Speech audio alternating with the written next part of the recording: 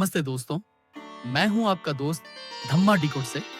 और आज हम एक बार फिर से बाबा साहेब डॉक्टर B.R. अंबेडकर जी की महान किताब भगवान बुद्ध और उनका धम्म यानी बुद्धा एंड हिज धम्मा की ज्ञानवर्धक यात्रा पर निकले हैं।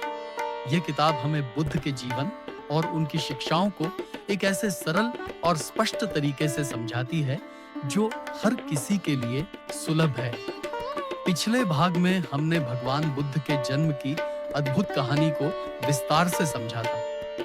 हमने देखा था कि कैसे शुद्धोधन और महामाया देवी के घर कोई संतान न होने के बावजूद महामाया को एक अलौकिक स्वप्न आया, जिसमें एक बोधिसत्व ने उनकी कोख में जन्म लेने का वचन दिया। कैसे लुम्बिनी वन में एक शाल वृक्ष के नीचे खड़े खड़े उन्होंने राजकुमार सिद्धार्थ गौतम को जन्म दिया, जो ईसा पूर्व 563वें वर्ष में वैशाखी पूर्णिमा के दिन हुआ था। यह जन्म एक सामान्य घटना नहीं, बल्कि एक दैवीय संकेत था, जिसकी गूंज पूरे स्वर्गलोक में सुनाई दे रही थी। और अब आज हम इस यात्रा को आगे बढ़ाएंगे और जानेंगे एक ऐसे महान तपस्वी के बारे में जिन्होंने इस दिव्य शिशु को देखा और उनके भविष्य को लेकर एक अविश्वसनीय भविष्यवाणी की। तो चलिए बिना किसी देरी के शुरू करते हैं आज का सफर। असित मुनि का आगमन, अराइवल ऑफ असिता मुनि। तो दोस्तों, जिस समय इस दिव्य बालक का जन्म हुआ, उसी समय असित नाम के एक महान तपस्वी ऋषि हिमालय पर्वत पर रहते थे। ये कोई साधारण ऋषि नहीं थे, बल्कि उनकी अंतर्दृष्टि बहुत गहरी थी। एक दिन असित ऋषि ने देखा कि अंतरिक्ष में देवता बुद्ध शब्द का उच्चारण कर रहे हैं और उसकी गूंज चारों दिशाओं में फैल रही है। उन्होंने देखा कि देवता अपने वस्त्र और आभूषणों को लहराते हुए खुशी से इधर-उधर घूम रहे हैं। उनके मन में विचार आया, आखिर ये देवता इतने प्रसन्न क्यों हैं? मुझे क्यों ना उस स्थान पर जाना चाहिए जहां बुद्ध ने जन्म लिया है। अपनी दिव्य दृष्टि से उन्होंने पूरे जम्बूद्वीप यानी प्राचीन भारत का निरीक्षण किया। तब उन्हें दिखाई दिया कि शुद्धोधन के घर एक दिव्य बालक ने जन्म लिया है और इसी कारण अंतरिक्ष के सभी देवता इतने हर्षित और आनंदित हैं। तो वह महान ऋषि तुरंत उठे और अपने भतीजे नरदत्त को साथ लेकर राजा शुद्धोधन के घर आए। वे उनके राजमहल के प्रवेश द्वार पर खड़े हो गए। वहां उन्होंने देखा कि लाखों लोग इकट्ठा थे।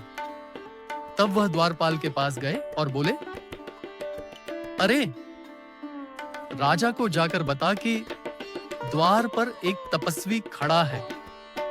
तब वह द्वारपाल शुद्धोधन के पास गया और हाथ जोड़कर बोला, महाराज, द्वार पर एक बहुत वृद्ध आर्षी खड़े हैं। वे आपसे मिलना चाहते हैं। राजा ने असित मुनि के लिए एक आसन यानी कुर्सी या बैठने की जगह की व्यवस्था की और द्वारपाल से कहा, उन ऋषि को अंदर आने दो। तब महल के बाहर आकर द्वारपाल ने असित मुनि से कहा, कृपया अंदर चलिए। असित मुनि शुद्धोधन राजा के पास गए और उनके सामने खड़े होकर बोले, विजय हो राजा, तुम्हारी विजय हो। तुम दीर्घायु हो और अपने राज्य को धर्म के अनुसार चलाओ। यह आशीर्वाद उनकी महानता को दर्शाता था। तब शुद्धोधन ने असित मुनि को साष्टांग प्रणाम किया और उन्हें बैठने के लिए आसन दिया। जब असित मुनि आराम से बैठ गए तो शुद्धोधन ने उनसे पूछा, हे तपस्वी, मुझे याद नहीं आता कि मैंने आपको पहले कभी देखा हो। आपके यहाँ आने का क्या कारण है? असित आर्षी शुद्धोधन से बोले, राजा, तुम्हें पुत्र रत्न की प्राप्ति हुई है। मैं तुम्हारे पुत्र को देखने की इच्छा से यहाँ आया हूं। शुद्धोधन ने कहा, मुनिवर, बालक अभी सो रहा है, क्या आप थोड़ी देर प्रतीक्षा करेंगे? ऋषि ने उत्तर दिया, राजा, ऐसे महान पुरुष ज्यादा देर तक नहीं सोते। ऐसे महान पुरुष स्वभाव से ही जागृत होते हैं। तभी उस महान ऋषि पर दया दिखाते हुए उस बालक ने जागने की थोड़ी हलचल की। बालक को जगा हुआ देखकर शुद्धोदन ने अपने दोनों हाथों से उसे उठाया और ऋषि के सामने लाए। असित ऋषि ने उस बालक को ध्यान से देखा तो उन्हें वह महान पुरुष के 32 लक्षणों और 80 शुभ चिन्हों से युक्त दिखा। उन्होंने देखा कि उसका शरीर शुक्र और ब्रह्मा से भी अधिक तेजस्वी है और उसका तेज मंडल उनसे भी लाखों गुना अधिक दैदीप्यमान है। असित ऋषि के मुख से तुरंत उद्गार निकले, निस्संदेह इस पृथ्वी पर यह अलौकिक पुरुष अवतरित हुआ है। यह कहकर असित मुनि अपने आसन से उठे और अपने दोनों हाथ जोड़कर उन्होंने उस बालक को साष्टांग प्रणाम किया। उन्होंने बालक के चारों ओर परिक्रमा की और उसे अपने हाथों में लेकर ध्यानमग्न अवस्था में खड़े हो गए। यह दृश्य उस बालक के असाधारण महत्व को दर्शाता था। असित आर्षि को पहले से ही महान पुरुषों के बारे में प्रसिद्ध भविष्यवाणी पता थी। जो व्यक्ति गौतम की तरह महान पुरुषों के 32 लक्षणों से युक्त होते हैं, उनके सामने केवल 2 ही रास्ते होते हैं, तीसरा नहीं। यदि वह गृहस्थ जीवन में रहता है तो वह एक चक्रवर्ती सम्राट बनेगा, लेकिन यदि वह घर बार छोड़कर सन्यासी बन जाता है तो वह सम्यक संबुद्ध यानी एक बुद्ध बनेगा। असित ऋषि को पूरा विश्वास था कि यह बालक गृहस्थ जीवन में नहीं रहेगा। उस बालक को देखते हुए ऋषि ने आंसू बहाते हुए और गहरी सांस लेते हुए रोना शुरू कर दिया। शुद्धोदन ने देखा कि असित मुनि आंसू बहा रहे हैं और गहरी सांस लेते हुए रो रहे हैं। असित मुनि को रोते हुए देखकर शुद्धोदन के रोंगटे खड़े हो गए और उन्होंने व्याकुलता से असित मुनि से पूछा, हे मुनिवर, आप इस तरह क्यों रो रहे हैं? आंसू क्यों बहा रहे हैं? गहरी सांस क्यों ले रहे हैं? मेरे बालक का भविष्य ठीक है ना?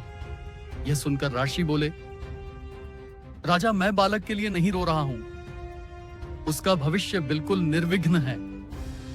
क्यों भला? शुद्धोदन ने पूछा। ऋषि ने उत्तर दिया, मैं बहुत वृद्ध हो गया हूं। मेरा जीवन अब समाप्त होने वाला है। निश्चित रूप से यह बालक बुद्ध बनेगा और परमोच्च एवं सम्यक संबोधि प्राप्त करेगा। उसके बाद यह बालक धर्मचक्र प्रवर्तन करेगा, जो आज तक इस पृथ्वी पर कोई नहीं कर सका।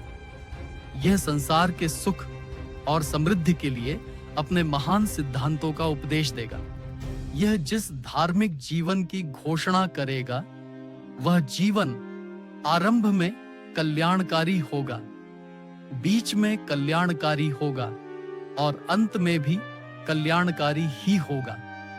वह शब्दों और उनके भावार्थ से परिपूर्ण, शुद्ध और पवित्र होगा। जिस प्रकार गूलर का फूल इस दुनिया में कभी कभार ही किसी विशेष स्थान पर खिलता हुआ दिखाई देता है, उसी प्रकार असंख्य युगों के बाद ही इस दुनिया में किसी एक समय और स्थान पर पूजनीय बुद्ध का उदय होता है।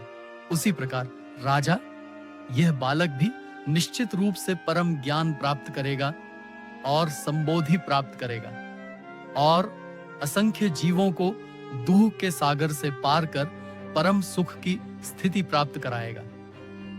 लेकिन मैं उस बुद्ध को देख नहीं पाऊंगा, इसलिए मैं रो रहा हूं और इस दुख के कारण ही ये ऐसी गहरी सांस ले रहा हूं, क्योंकि मुझे उस बुद्ध की पूजा करने का अवसर नहीं मिलेगा। ये कितना मार्मिक क्षण था। इसके बाद राजा ने उस महान असित ऋषि और उनके भतीजे नरदत्त को यथोचित भोजन कराकर संतुष्ट किया। उन्हें वस्त्र दान दिए और उनके चारों ओर परिक्रमा कर उन्हें प्रणाम किया। तब असित मुनि ने अपने भतीजे नरदत्त से कहा, नरदत्त, जब तुम यह सुनो कि यह बालक बुद्ध बन गया है तो उसके पास जाना और उसके ज्ञान मार्ग का अनुग्रह करना। यह तुम्हें सुख, शांति और कल्याण प्रदान करेगा। यह कहकर असित मुनि ने राजा से अनुमति ली और अपने आश्रम की ओर चले गए। तो दोस्तों, यह थी असित मुनि के आगमन और उनकी भविष्यवाणी की कहानी। यह घटना हमें बताती है कि कैसे जन्म से ही सिद्धार्थ गौतम का भविष्य असाधारण था। और कैसे उनके भीतर अज्ञान के अंधकार को दूर करने की क्षमता मौजूद थी। ये कहानी हमें बुद्ध के धम्म की ओर ले जाने वाले पहले संकेतों में से एक है। अगर आपको यह जानकारी अच्छी लगी हो और आप ऐसे ही और वीडियो देखना चाहते हैं, तो दोस्तों इस वीडियो को लाइक करना बिल्कुल ना भूलें। इसे अपने दोस्तों और परिवार के साथ शेयर करें ताकि उन्हें भी यह ज्ञान मिल सके। और हाँ, अगर आप हमारे चैनल पर नए हैं तो धम्म डिकोड को अभी सब्सक्राइब करें और बेल आइकॉन दबाना न भूलें ताकि आपको हमारे नए वीडियो की नोटिफिकेशन सबसे पहले मिले। हम ऐसे ही ज्ञानवर्धक वीडियो आपके लिए लाते रहेंगे। मिलते हैं अगले वीडियो में। तब तक के लिए अपना ध्यान रखें और खुश रहें।